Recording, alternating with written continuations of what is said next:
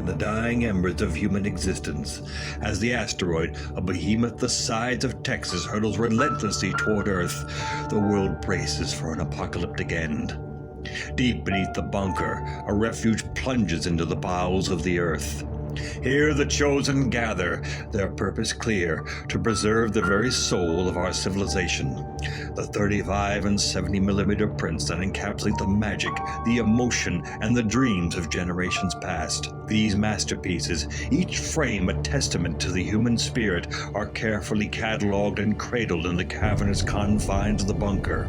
Perhaps there was room for more, for friends and family yearning for salvation, but sacrifices must be made.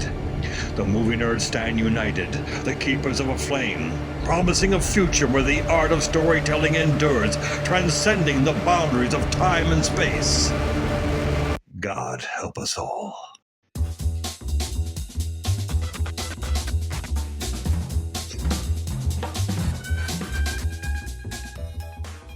Welcome to Back to the Frame Rate, part of the Weston Media Podcast Network. Join us as we watch and discuss films on VOD and streaming platforms, deliberating on whether each one is worthy of salvation, or I lose my voice before I finish this, or destined for destruction in the face of the impending asteroid apocalypse. You can find more episodes of this podcast on backtotheframerate.com, where you can subscribe and share our show and find us on our socials at Back to the Frame Rate. I am Nathan Shore, and accompany me are the extraordinary movie mavens Brianna Butterworth and Sam Cole. I need to breathe. Hello. Nathan, please forgive me, Nathan. This was such low-hanging fruit, but your voice there sounded somewhat like RFK Jr. a little bit. Oh boy, that's not a podcast I'd be on. Yes, I'm going to put it right on the top of the show. Yeah. Everyone will have to forgive me for my voice. I'm a little under the weather, but just get. But you just love the movies so much. You said I have to bring this to the people. I have to be here. It's Monday You're here night. for cinema. It doesn't That's matter. Right. Yes, I'm here for the sake of cinema. You're welcome. Well, I'm excited to be here tonight. We are wrapping up we are on the fourth film of our 70s neo-noir retrospective with 1974's The Yakuza. Or is it 1975? Because they had two release dates. They have one both, in but I think it's 74. 74. Directed by Sidney Pollack. Our second Sidney Pollack film. Because, earlier this year, I totally forgot about this. We watched Out of Africa. Yeah, I know. Yeah. I noticed that too. And I was like, damn, this guy makes emotional movies. Yes. Mm-hmm. So my mic appears. How's that? Oh, no, it's working. How's that sound? Can you hear me? You sound great. Good? Yeah, you're fine. Okay. All right. I thought someone was there. You want to be on top of it. Yeah. Yeah. So, so excuse my my coughing and all the little. I'll have to edit it all out later. It's gonna be a fun editing session for me. Yay. Anyways, The Yakuza. Sidney Pollack, his 8th feature out of 21 in his career. Pretty prolific director at his time. Screenwriters, the talent behind this movie. Paul Schrader, his first screenwriting credit, and Leonard Schrader, but also coming in as a script doctor after this was Robert Towne, off the coattails of Chinatown. So some powerhouse people, working on this. Mm-hmm. Music by Dave Grusin before the Goonies back in the early days. Really? I hated the music in this. I really did. Did anybody like it? It was this weird jazzy thing. And I listened to some interviews with Sidney Pollack, and he was purposely trying to appeal to American audiences. Well, he didn't. It didn't leave an impression. I can't remember the music, to be honest. See, I just thought, yeah. It was so intrusive to me. I thought there was no subtlety in it at all. It was just loudly blaring, sort of almost satirically over everything that happened. I felt like I couldn't escape it anyway. Well, we're going to get into all of our opinions on this movie. I'm sure we have some interesting takes on this, but let me get to a plot synopsis and then a bit of the trailer for this. Harry Kilmer, played by Robert Mitchum, a retired private investigator, returns to Japan after many years to help his old friend George Tanner, played by Brian Keith. Tanner's daughter has been kidnapped by the Yakuza. Is it Yakuza or Yakuza? Right. That's the one thing I've always wanted to know. I think Yakuza's fine. Okay, Yakuza. All right. A powerful Japanese organization crime syndicate and held as leverage for a debt Tanner owes. And here is a little part of the trailer. The Yakuza, described as the mafia of Japan, but it is more. My brother spoke of you as the unique stranger. I took it to mean that you were a Westerner who held values consistent with ours. That a man pays his own debts, discharges his own obligations, that they are all that make him a man. Have you been to the police? With that story, this is a Yakuza outfit I'm dealing with. What the hell can the police do? They do a hell of a lot more than I can. The Yakuza, made of clans that kill by a code beyond the law, but it is more. Ah, damn it. Of course, I'll always... Always what? Love me? Then marry me. The Yakuza lives by the code of samurai chivalry and samurai swords, but it is more. So much more. Oh my God. Even the trailer's so long. But you got to admit, watching this, did anyone have major flashbacks to a year ago watching Black Rain? I missed that one. Sort of, but, and I'll get into it more, but Black Rain made so much more of an impression on me that like Black Rain left such a strong impression that I feel this movie should have reminded me of Black Rain, but I felt a detachment toward it, to be honest. I think it's the Ken Takakura, acted in both of these, and for sure. And he's awesome. Yes. Well, he was the Steve McQueen of Japan back in the 70s. So this was he's really good in this. He might be the one thing I really like about this. He's so good in this movie. Yeah. But let's get into this. How do we want to begin this? Because I think we have some thoughts in this. Any other things about the people behind this? The cinematographer Kozo Okazaki was the cinematographer in this, and it was primarily filmed. I think 95% of this was shot in Japan. And Duke Callaghan was brought in for a few scenes I think on the LA studio on the back lot that Pollack brought in. He's worked with him a few times, but that's really all I know about the crew on this. I'll say, Robert, you go ahead. Oh, sorry. I was just going to mention a few things in the cast. Robert Mitchum plays Harry Kilmer. Another Harry. Was Harry the most popular name in 70s detective movies? Probably. Because we have Harry from Night Moves, and we didn't even watch The French Connection, which probably is the most famous Harry of them all. Takakura plays Ken Tanaka or Tanaka Ken, whichever. Brian Keith, George Tanner. Herb Edelman plays Oliver Wheat. I didn't know who he was. He looked so familiar. And then I found out that he played Stan on the Golden Girls in 26 episodes. Oh my God, yes. Yes. Oh, I love the Golden Girls. Hey, Nathan, Sam, hey, thank you for being my friends. Travel down the road and back again. You're welcome.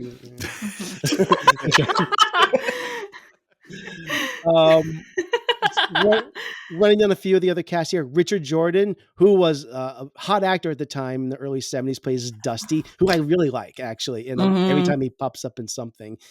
And who I was trying to place? What movie was he in that I was a huge fan of in the mid-late 80s? I was trying to place it. And then it hit me earlier today. Sam, you might remember this. B, I don't know if you remember. Do you remember Secret of My Success with Michael J. Fox? Yeah. Oh yeah. He plays like the guy, the rich guy in that movie. Oh, okay. Oh, man. Yeah. Kaiko Kishi plays Aiko Tanaka. Iji Okada plays Tono. James Shikada plays Goro Tanaka. And Christine Kokubo plays Hanako Tanaka. All right. Got through that. This had a budget of $5 million. Box office did not do very well, made approximately $1.5 million. I don't know if that's worldwide or domestic. And like I said before, it had 2 releases, December 28th, 1974 in Japan, and then later, March 19th, 1975 in the United States. Okay, so let's get into this. The Yakuza. This first thought was, I'm watching this. I did not feel like this was shot or looked like much of a neo-noir. I'll say really quick right off the bat that I felt this movie was kind of tonally confused. It had half a foot in action, half a foot in like character drama, the slightest tinge of film noir, the slightest tinge of police drama, and I felt that it kind of was middling in all of its efforts, and I actually felt a curious distance watching it. One would think that I would like this movie. It's from Mr. Out of Africa himself, Sidney Pollack. It's got music by Dave Garusin. I mean, written by Paul Schrader, my guy. No, exactly. It has decent action. I mean, there's some like solid fights, but I just felt like so detached. The action was really kind of slow, but what I was to say is you talked about the tone of this, and I'll let everybody talk here. But the tone of this, I agree with you 100%, Sam. But I think it comes back to the fact that when it was originally written, and Pollack, they didn't know who was going to direct this. Pollack wasn't even their first choice, but he came in and said this was going to be originally like a martial arts movie, and he's like, well, I don't want to do that. I want to make something that has the martial arts. I can't talk tonight. That cold, man. I am going to just mute my mic and just go home. Martial arts action, but also is diving into these cultural themes. And he's trying to balance these two. And it's a genre picture, but it's also trying to be this character drama, which is not, it's neither. It's both, but it's trying to really balance this. And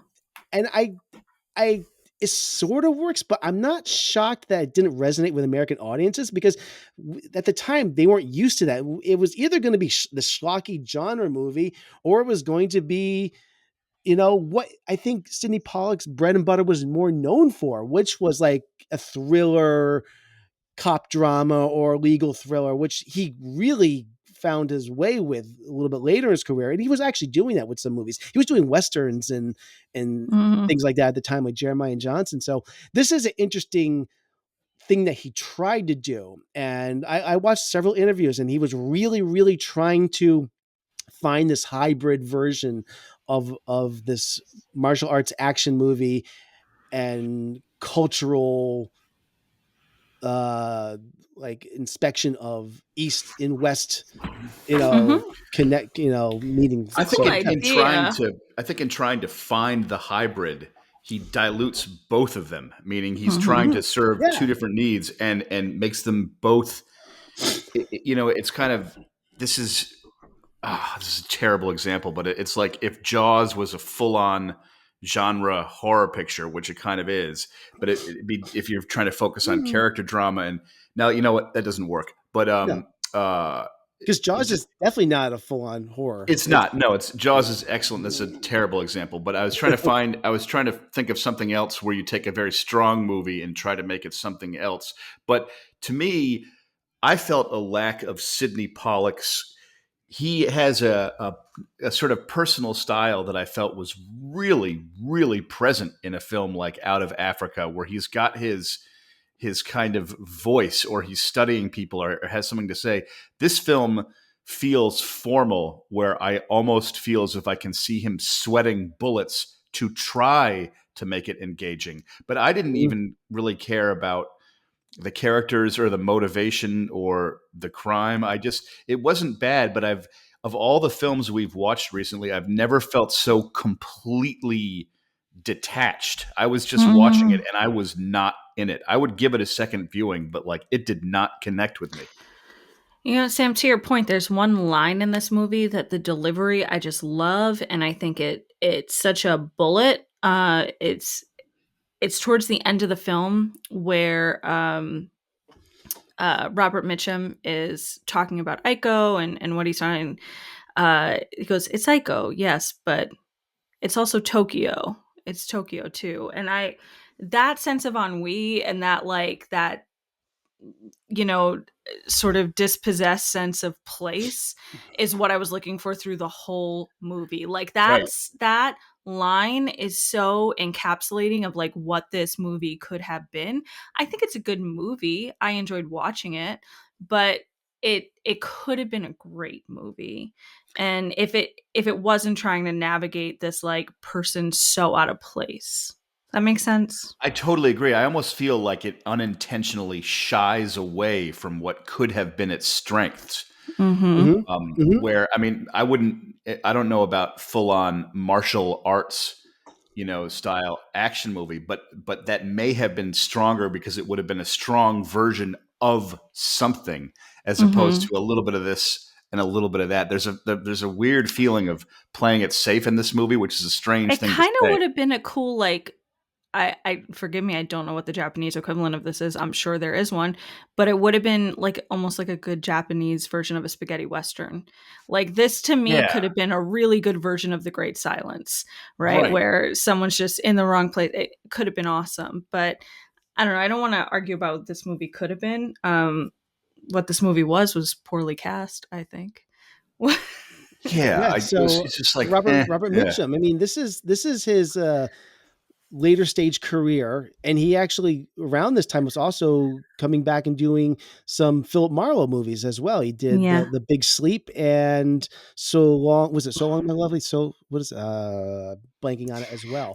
But this was like a resurgence time for Robert Mitchum. Well, and it was originally a hot item. It was originally supposed to be Robert Aldrich who directed this, which would have been, I think, great with his background of noir. But I guess he and Robert Mitchum didn't get along, or Mitchum wanted a different director, whatever the case was. And so Aldrich was out and Mitchum was in, and Schrader was not on the same page with Pollack about how to write this main character. No. And I just think all of that just shows through the cracks a little bit in this film. I definitely agree. Yeah. There's a lot of tonal thing. We haven't even talked about like how this movie opens with. It's also, I feel like, trying to be almost like a James Bond movie as well. There's so much the same thing. Yeah. So like that opening title sequence is a James Bond ripoff. I literally was like, to myself, I almost, when it was the music of that opening title, I was inserting James Bond lyrics in my mind. I was like, Yakuza, the mystery of our soul, and I was like, wait a minute, this is not a Bond film. But it's trying to be a little bit. I mean, is there any more Bondian moment than, I'm jumping way ahead to like 2/3 of the movie, where Mitchum and is it Oscar Dusty, Wheatland? Who's it? Where they're in the spa and they're like attacked by somebody underwater. Yes, that's how James Bond would be attacked. Yes. It was like some lair. It was such a James Bond set piece. It made me want to watch a Sean Connery James Bond. I was please get me out of here. I just think if you're gonna have a noir movie with such a tenuous love life kind of thing going on, you just need a really strong lead actor. And I think Tanaka Kent was excellent. Thank God he was in this movie. Otherwise, it would have totally shriveled up for me. But Robert Mitchum just totally phoned in this performance. And I know when it came out, this movie was not a hit. And it's gotten some love in recent years. I think it's had a little bit of a resurgence. I'm really having a hard time connecting with this character, not because of his actions, just because I don't think he jumps off the screen at all. It's not reading as despair to me. It's just reading as The Exorcist 2. Like, I don't think he's doing anything. Seriously, to your point, B, there's a scene where Robert Mitchum, and forgive me, but who again plays his old flame when he reunites with her? Aiko. When there's a scene where they're sitting down and they're looking at like a photo album of their shared past. I felt in that scene like I was watching two actors being instructed to look at a photo album where it said, okay, now feel emotion, meaning, and it's a rough thing to say, but I felt there were many scenes in this movie where I felt like I was watching actors doing their best to say lines in material that they themselves didn't feel connected to. Like that happened to me a lot watching this film. There was a stiffness to it. Well, we know that there was a lot of Ken Takakura did not speak a lick of English for this, and Pollack was directing him mostly through a translator, which definitely caused. Well, I don't think that hurt his performance at all, but definitely you could tell that a lot of his scenes were with Mitchum, and it's there's a lot of stiff interactions between them, and it definitely hurt.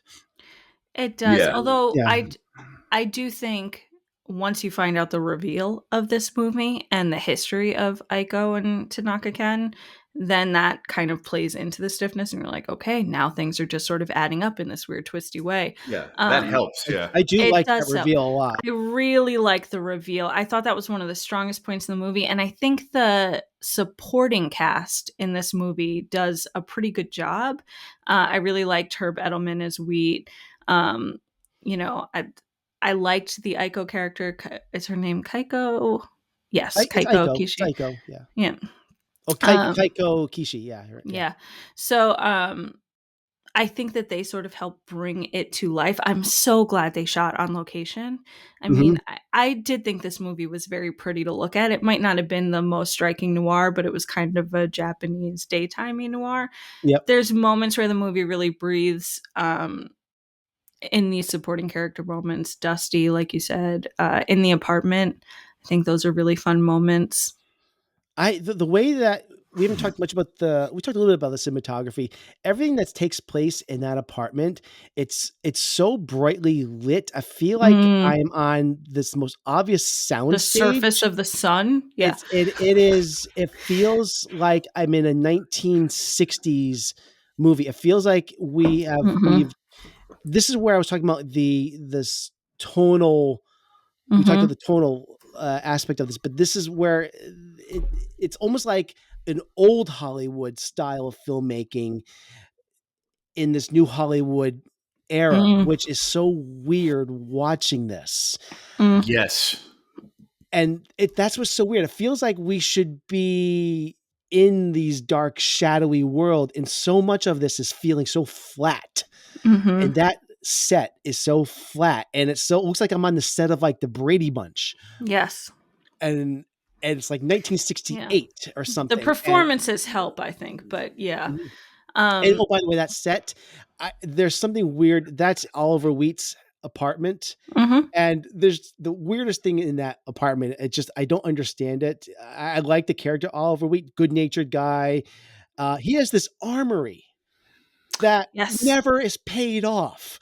It's like Chekhov's armory. Like, why isn't this like come into play? Oh my God. Until you mentioned that, I actually forgot about that. That could have been huge later in the film. I totally it's so bizarre that they make a point of this, and it's just like, whatever. Well, the Wheat character also sets up the typical noir male, and I say typical, we've been watching a lot of atypical or reimaginations of the genre, but I still think the archetype of the leading man follows some moral code that's pretty consistent throughout the genre.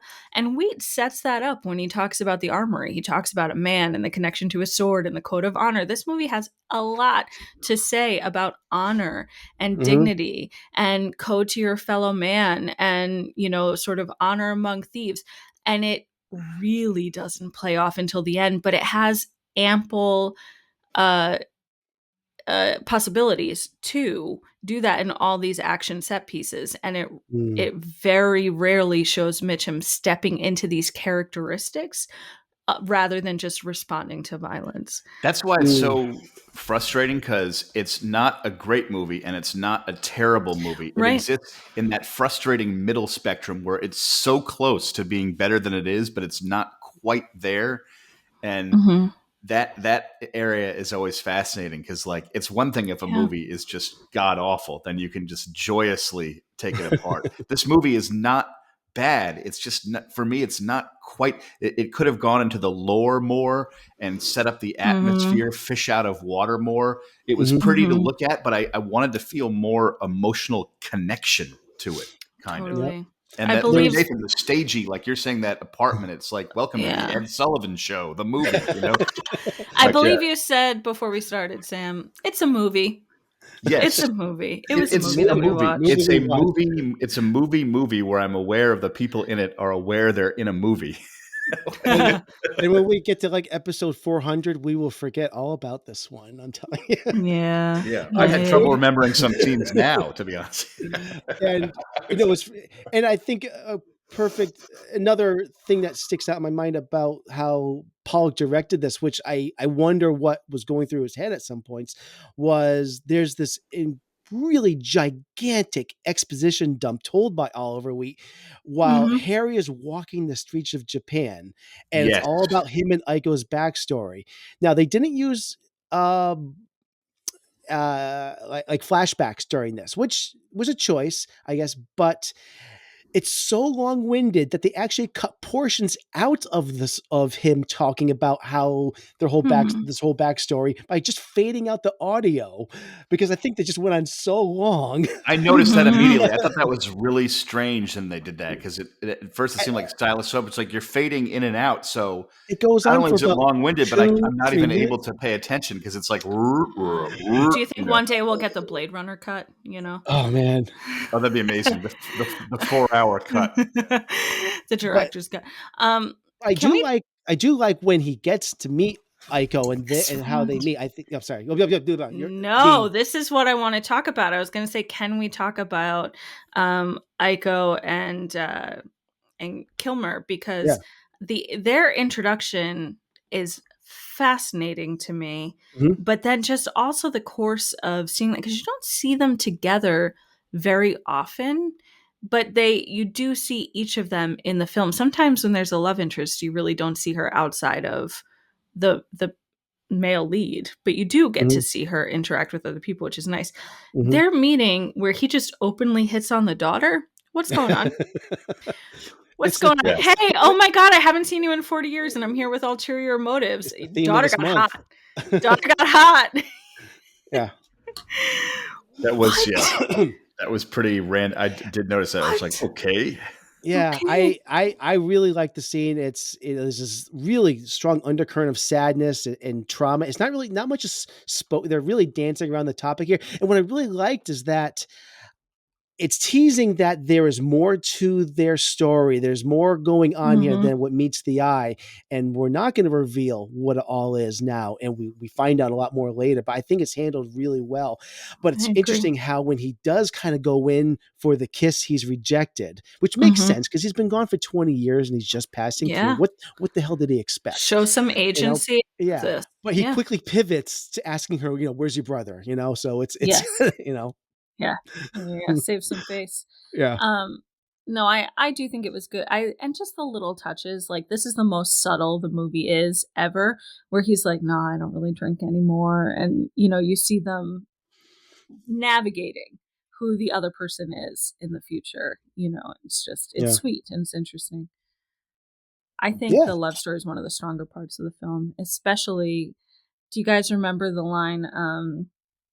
You always feel like I'm keeping secrets from you. You always feel like I have a secret. And he's like, well, do you always have a secret? And she's like, of course. Yeah. Never kept that a secret, have I? Yep. Yeah. So I'm trying to remember the details of the plot here, but there is this kidnapping plot. So they're eventually he finds Ken, right? Is this shortly after this? Yep. They have their reunion. He goes to the school, the martial arts school, and he finds out that Ken is no longer with the Yakuza. He's not Yakuza. Yakuza. His friend, whose name I'm forgetting because this movie just really stuck with me, guys. But his friend, I want to say George Tanner.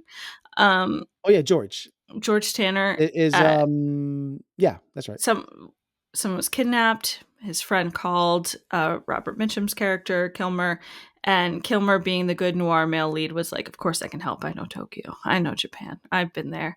And so he heads over thinking that he knows someone in the Yakuza because Aiko's brother was formerly a member. And when he goes to confront him, he learns that connection has been broken, but feeling a debt to Kilmer, Tanaka Ken steps up and says, listen, you took care of my sister and her child while I was off in the war and fighting. Mhm. I owe you this. Let me use my connections and my know-how about the organization to help save your friend. Yeah. Yeah. And it doesn't go well, folks, for a long time. Nope. It gets bloody. Yeah. This whole sense of obligation, huge. So they do, is this where they do find George Tanner's daughter? Or am I jumping ahead here? Do they find? You're jumping ahead a little bit. Okay. But I don't think anything super interesting happens in the meantime. That's why I try to remember it. Yeah. He goes along with it, and we learn a lot about Yakuza tradition. We learn about the pinky being cut off as an apology. Right. There's some basically the Yakuza have caught on to the fact that there are these challengers who are going to take them back because the Yakuza, I guess, did some illegal chess move to get this girl. So they're thinking, oh no, we're not going to be in trouble for trying to get her back, but they are. I think this is by this time they've rescued Tanner's daughter because they're on the run pretty much. And this is what the movie started to frustrate me because if they have taken back George Tanner's daughter, I'm thinking like the Yakuza is going to come after them, right? Right. And they're really casual about, we're going to go to a club. We're going to just hang out. We're going to go for a walk. Yeah. And go for that it. Scene where he's like, I'm going to go for a walk. We'll be back in 10 minutes. I was like, yeah, that's going to go well. Yeah. Like there was a setup right there. Yeah. There's so much of that. And they're so casual about this. No, you get out of Tokyo now. Everyone just get the hell out. And they go to a club. They go to a spa. They're just like so out and about, like ready to be attacked. I think like they're just sitting ducks for like half this movie.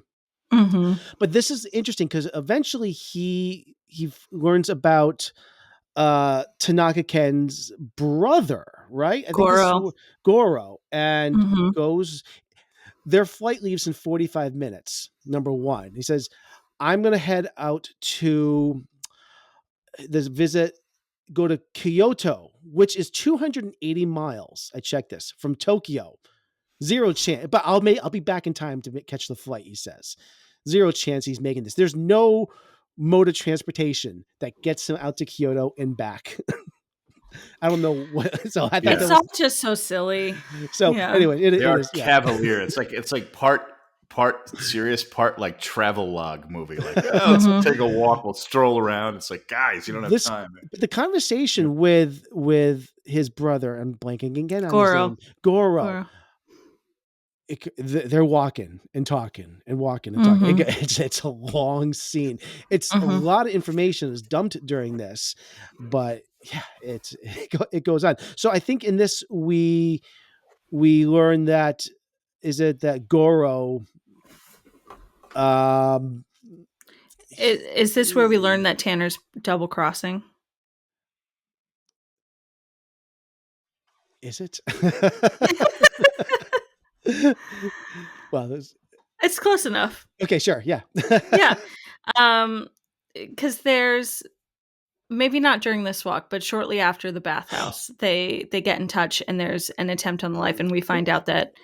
I remember somewhere in here is where there's a scene also where George and Tono, we see those two guys, and this is where George comes clean that he lost all the money, never bought the guns, and that's an important revelation as well. I think that's later. Oh, is it? I think that's pretty late. That, and that's an example of there's so much information in this movie that convoluted. It's convoluted, but like it's expositorily when there's expository dialogue that you're supposed to listen to, they dole out this information that's like theoretically important to the plot. And when they give this expository information, I just glaze over because the manner in which it's directed and discussed is so quiet and subdued and flat. I just drift. That happened to me several times. Yeah. I'm getting ahead of myself. This is where they come back to the home, and that's when they're attacked, right? And they and Ken and Harry are going for their walk.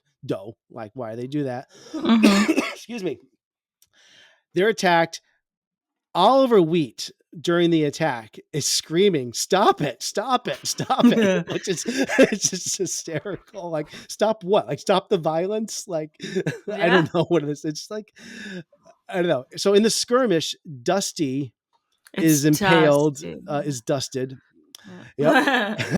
And this happens way too late in the movie because, like, the moment we meet him, like, this guy is so dead. This guy's toast. This guy. But also, unfortunately, Hanako is killed, which Aiko's daughter that Kilmer helped raise. Yes. That was at least temporarily decent fight scene in the I was just like, it was okay. You know, there was some choreography that was interesting, but I did really like the sword fight in the bathhouse. Yeah, that was the good. End. Mm-hmm. Yeah. But yeah, and that's when we get the reveal. I think after Aiko we learned that Ken and Aiko are married. They're not siblings. And I thought this was a really neat twist. I did not see this coming. Me neither. At all. But once again. But I felt there was definitely more to the story that was untold. So I really did like this revelation. And again, this also means that Hanako was their daughter too. So that really adds weight to the death. And it's pretty cool, I thought. So this is where I think Harry then, on a kill crazy rampage, breaks into George's room, very angry, and just empties a full round into him. Right? Casual.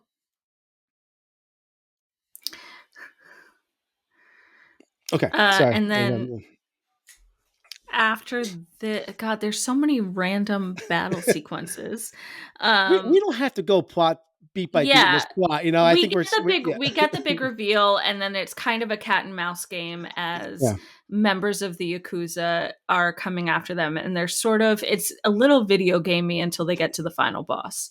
Right? Yeah. I think that's all the major plot reveal stuff. George Tanner, bad guy, the daughter returned, and Hanako passing away. And there's a silly kind of thing that I think Goro dangles, like, "Oh, please do not hurt my son. He became part of the Yakuza. The one person promised me you won't harm in this."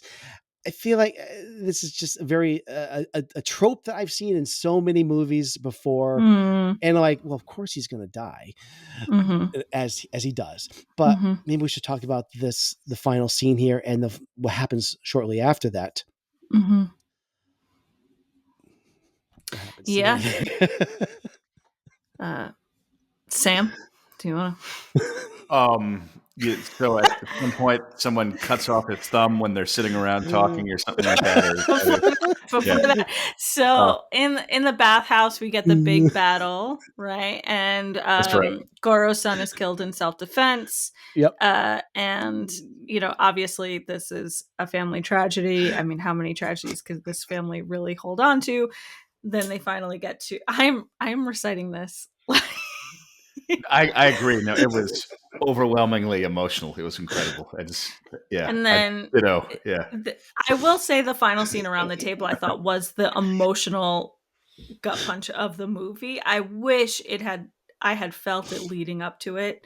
Cause boy, I really didn't.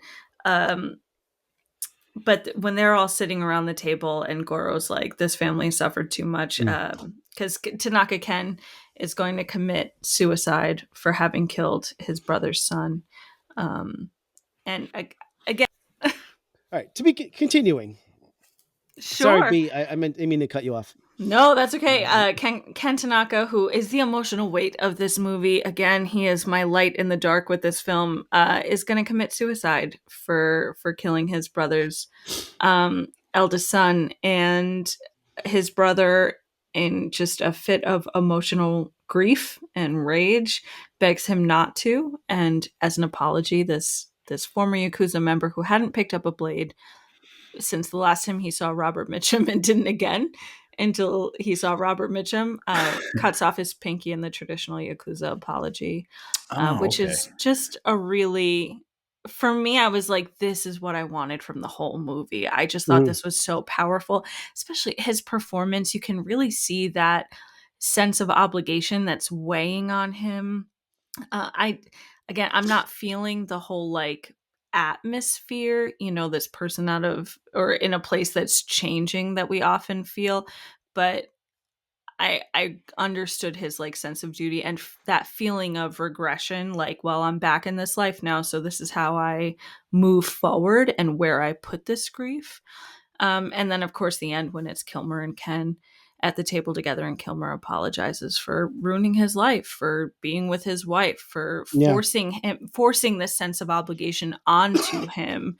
And he apologizes in a way that makes sense to Ken, and that makes it equal, and his apology is accepted. I think this is a really touching point of the film. This is where it sticks the landing for me in such a way that I'm like, okay, I can forgive a lot of sins for what I feel like Sidney Pollack, like he's usually really good with actors. Like his direction of character came through there. Like that was a very human moment. I was like, okay, this is the juice Pollack that I know. Yeah.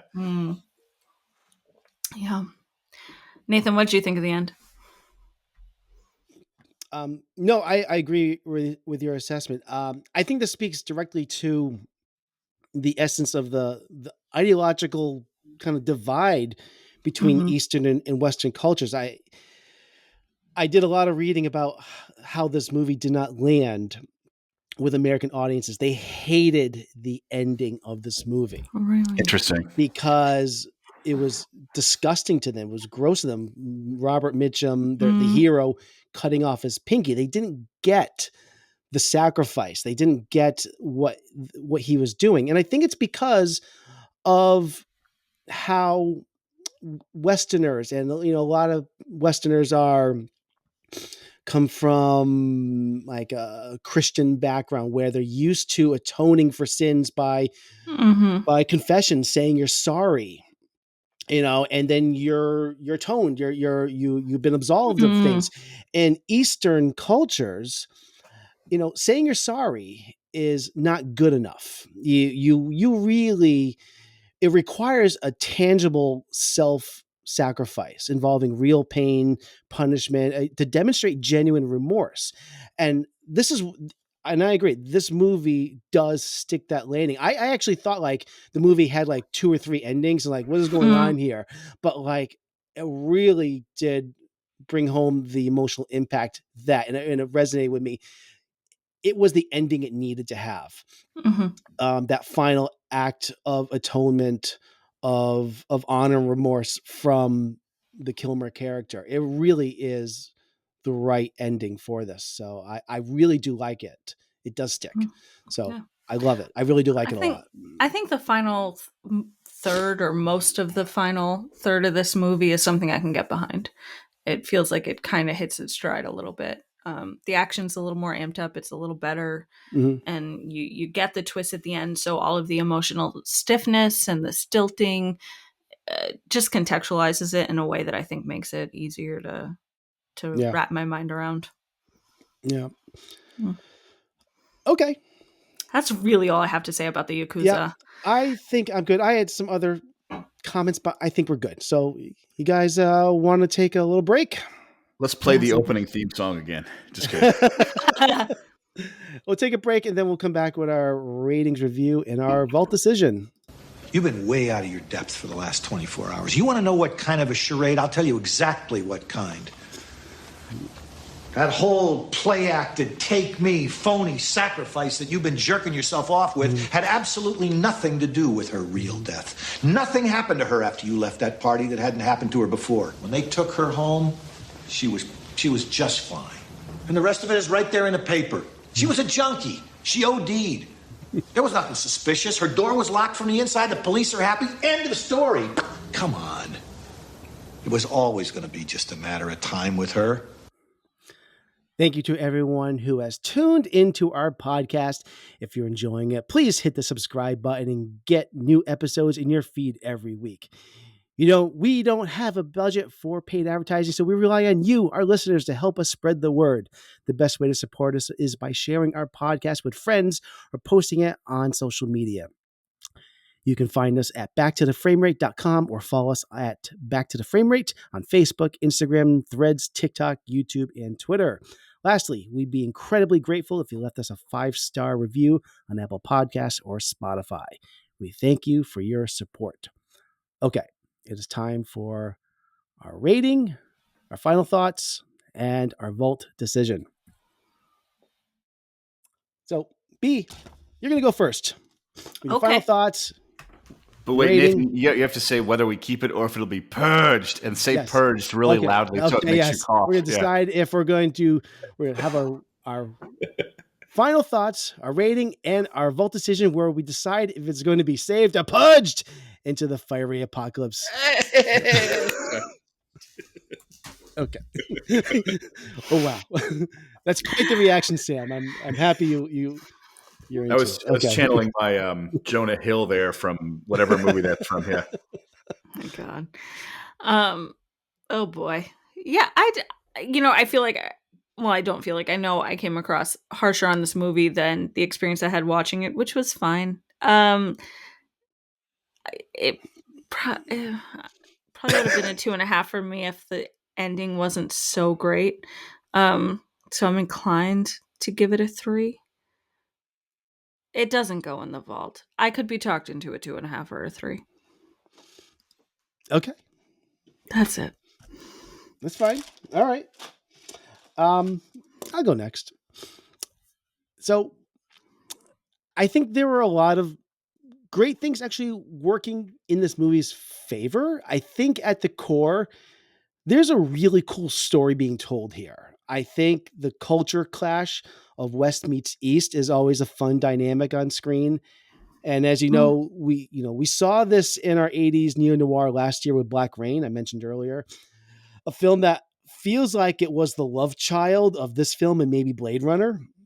But there's this tonal tug of war that's happening. And it's a bit still hard to put my finger on.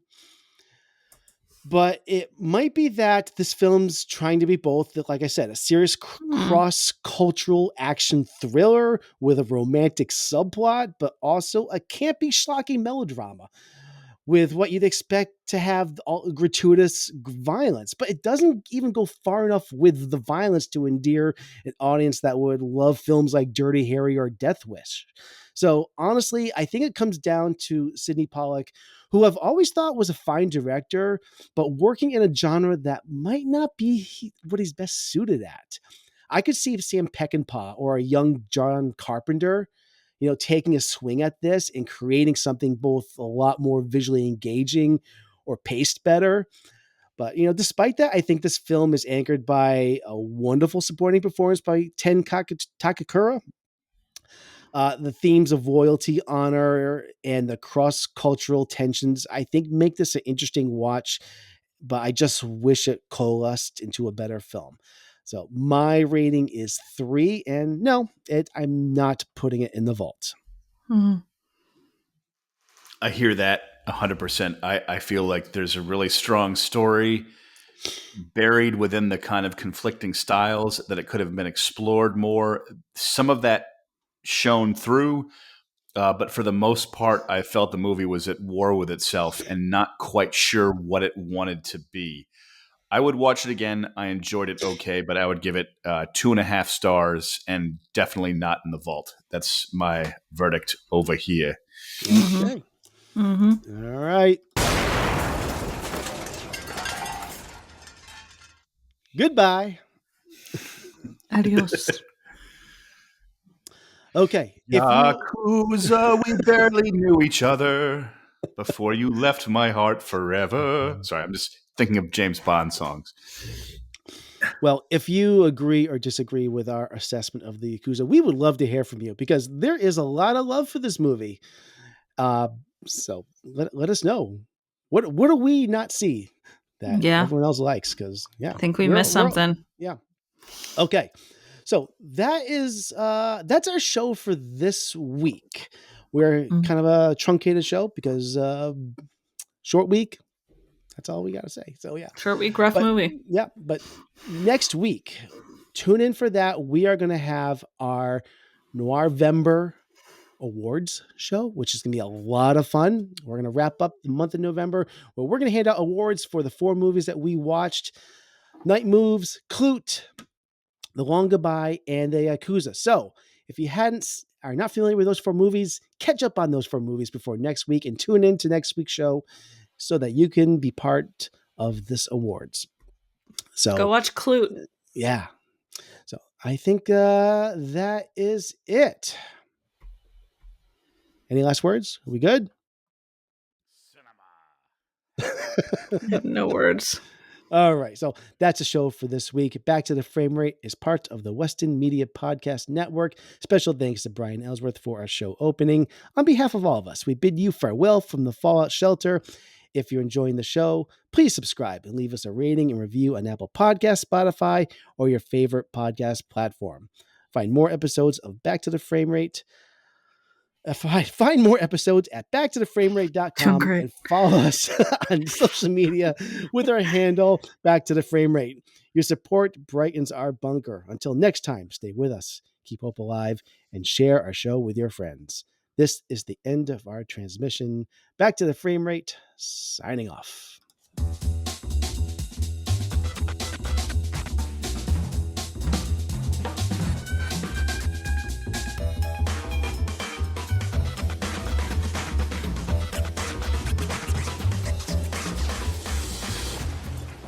I want you to know it's over. Well,